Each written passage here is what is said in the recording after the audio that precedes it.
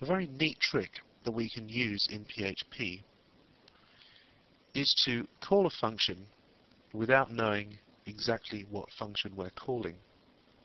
And the way we do this is to use a string variable in the place of the name of the function.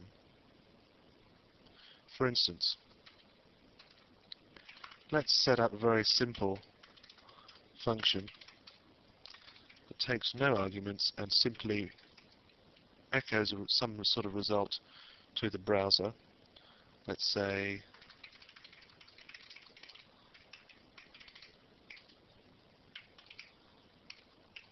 just a line to let us know that that function has been carried out. And then we can simply call the function in the way that we normally do, like this. However, if we set a variable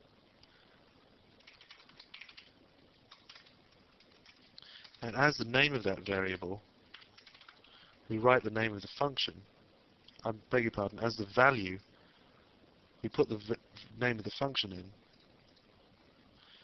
then we can call that function simply by using the string variable's name in place of the function name.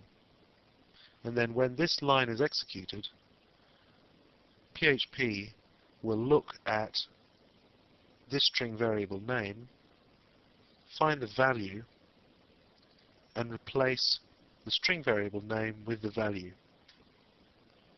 Let's take a look at what that does in the browser. Function is called twice. Now, as we can see, these are the two times at which the function has been called, and they act identically. This is a very neat trick which can be used when, for instance, depending on user input, various different functions could be called, and we don't know which way the user is going to go when we write the script.